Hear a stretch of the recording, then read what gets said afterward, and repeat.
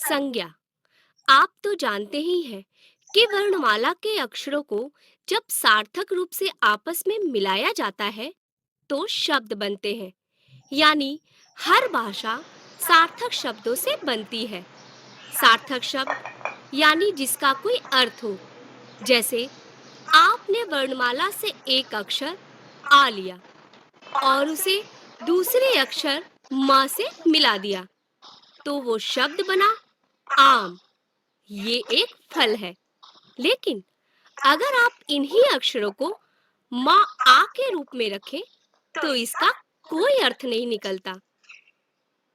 तो जो सार्थक शब्द होते हैं वे कहलाते हैं पद।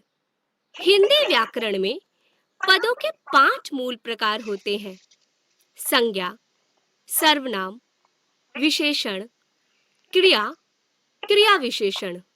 अंग्रेजी के अनुसार इसमें और 3 पद जुड़ जाते हैं।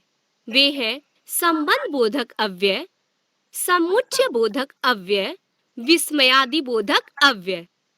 आइए अब हम हिंदी व्याकरण की पहली सीढ़ी संज्ञा के बारे में जानते हैं। संज्ञा यानी नाम। जी हाँ, किसी का भी नाम या उसकी पहचान ही संज्ञा कहलाता है। किसी भी जगह, वस्तु, व्यक्ति, जाति, पशु और भाव का नाम ही कहलाता है संज्ञा। इन सभी को हम छू सकते हैं, महसूस कर सकते हैं और देख सकते हैं। आइए ये कुछ इस तरह समझ लेते हैं। मनीषा बहुत होशियार लड़की है। फुटबॉल टीम में 11 खिलाड़ी होते हैं। ताजमहल आगरा शहर में है। श्वेता बचपन से ही चतुर है। कक्षा में शिक्षिका ने हमें आइंस्टीन के कई किस्से सुनाए। हमारे देश में सोने के गहनों की बहुत मांग होती है। ऊपर के वाक्यों में बोल्ड शब्द संज्ञा है। मनीषा एक लड़की का नाम है। फुटबॉल एक खिलौने का नाम है। खिलाड़ी कोई खेल खेलने वालों का नाम है। ताजमहल एक विश्व प्रसिद्ध इमारत का नाम है। आगरा एक शहर का नाम है। शहर एक क्षेत्र या इलाके का नाम है। बचपन जीवन की एक अवस्था का नाम है। कक्षा विद्यार्थियों के समूह का नाम है। सोना एक धातु का नाम है। इसलिए यहाँ ये सभी संज्ञाएं हैं। अल्पा, श्रुति, शफीफा, धैर्य, विवेक, सलमान व्यक्तियों के नाम हैं। गेंद, बॉल, बैट, हॉकी, क्रिकेट खेलों और खिलौनों के नाम हैं। लाल किला, कुतुब मीनार, अक्षरधाम इमारतों के नाम हैं। मुंबई, दिल्ली, कोलकाता, बनारस शहरों के नाम हैं। गांव, मोहल्ला, गली जगहों के नाम हैं। जवानी, मिठास भावों के नाम हैं। सभा, दल समूहों के नाम हैं। दूध, पानी, लोहा द्रव्यों के नाम हैं। ये सभी संज्ञाएं हैं। संज्ञा के प्रकार। आइए अब ये भी जानते हैं कि संज्ञा की भी अलग-अलग पहचान होती है और उसके आधार पर उसके प्रकार भी होते हैं। संज्ञा के 3 मूल प्रकार होते हैं: व्यक्तिवाचक संज्ञा, जातिवाचक संज्ञा, भाववाचक संज्ञा।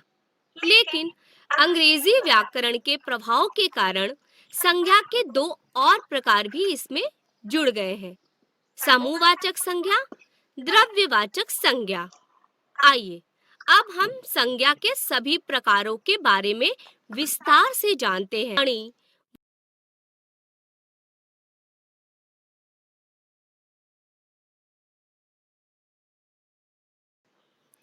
या स्थान के बारे में पता चलता है तो उसे व्यक्तिवाचक संज्ञा कहते हैं। जैसे गांधी जी, नेहरू, श्री कृष्ण, रामायण, ताजमहल, लाल किला, हिमालय। जातिवाचक संज्ञा, जिस संज्ञा शब्द से उसकी पूरी जाति के बारे में पता चलता है, उसे जातिवाचक संज्ञा कहते हैं। जैसे मनुष्य, नदी, शहर, पर्वत, पशु, पक्षी, लड़का, खिलाड़ी, गाय, कुत्ता, घोड़ा, बकरी, नारी, गांव। भाववाचक संज्ञा, जिस संज्ञा शब्द से पदार्थों की अवस्था, गुण दोष, धर्म आदि के बारे में पता चलता है, उसे भाववाचक संज्ञा कहते हैं। जैसे बुढ़ापा, मिठास, बचपन, मोटापा, चढ़ाई, थकावट। समूहवाचक संज्ञा, जिस संज्ञा शब्दों से व्यक्तियों, वस्तुओं आदि के समूह के बारे में पता चलता है, तो उसे समूहवाचक संज्ञा कहते हैं। जैसे सभा, कक्षा, सेना, भीड़, पुस्तकालय, दल। द्रव्यवाचक संज्ञा, जिन संज्ञा शब्दों से किसी धातु, द्रव, द्रव्य आदि पदार्थों के बारे में पता चलता है, तो उसे द्रव्यवाचक संज्ञा कहते हैं। जैसे घी, तेल, सोना, चांदी, पीतल, चावल, गेहूं, कोयला, लोहा।